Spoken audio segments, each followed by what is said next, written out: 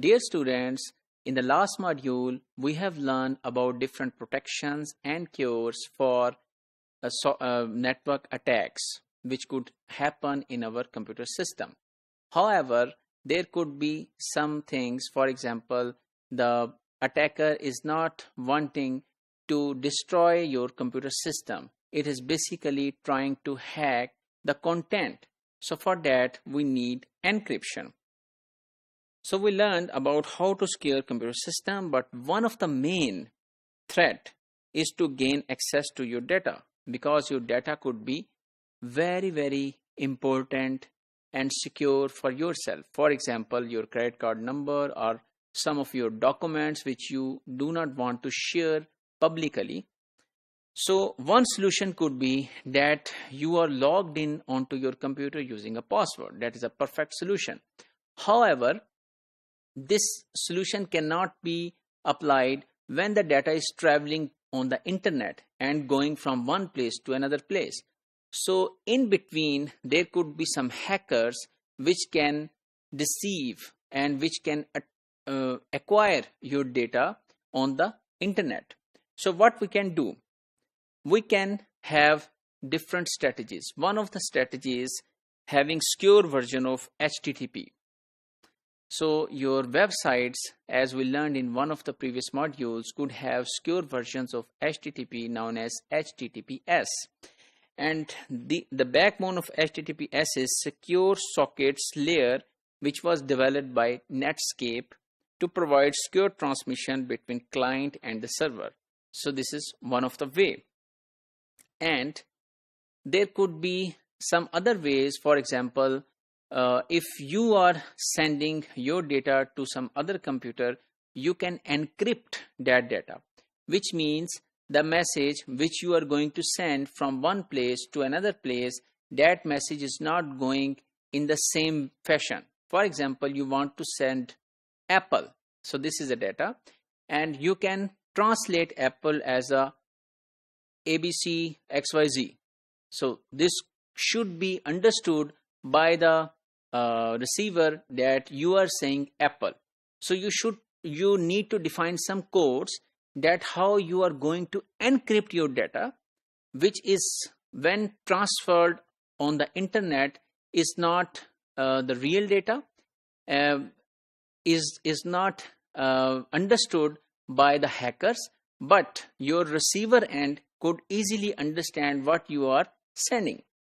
So one of the way is using public key encryption. We will learn in the next slide that it is a fascinating strategy, and even having knowledge of how messages were encrypted, it does not allow the users to understand that what is actually the message. So for example, let's have a practical example of it. For example, Alice and Carol want to communicate with Bob. So both have their public keys with which they are going to encrypt the messages, and Bob will understand that message with its own private key. So if there is a scenario that Alice wants to send some message over here, and that message is hacked by Carol, and it also has a public key, which means that this message could be understood by Carol. However, it will not happen because this message cannot be decrypted using the public key. It can be decrypted only by Bob using its own private key, which means that this message can only be understood by the receiver only. So Carol cannot decrypt Alice's message even though she knows how Alice encrypted it. So this is one of the strategy of using public key encryption. So such kind of public key encryption could have some problems as well. For example, you must know that the public key you are using is the right one. So for example, if you are using the wrong public key, then that message could not be understood by the receiver, and that could be understood by the hacker if you are using the public key provided by the hacker in some way to you. So using a wrong public key make your message waste for the destination and useful for hackers. So what is the solution of such a problem? We could have certificate authorities. So it servers provide reliable public key information to their clients in packages known as certificates. And a certificate is a package containing a party's name and the public key of that party, so that the message is properly encrypted using the public key of that party for which you are going to encrypt your message.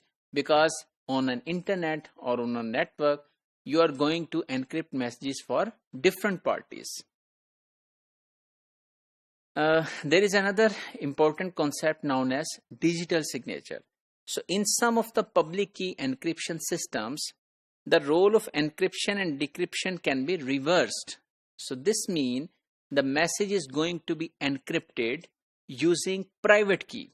So encryption with a private key. The holder of the private key can produce a bit pattern called the digital signature, and the message is revealed to be authentic because this message cannot be produced by anyone who does not have the private key. So if we summarize today's module, we have learned about HTTPS, public and private key mechanisms, certificate authorities, and digital signatures.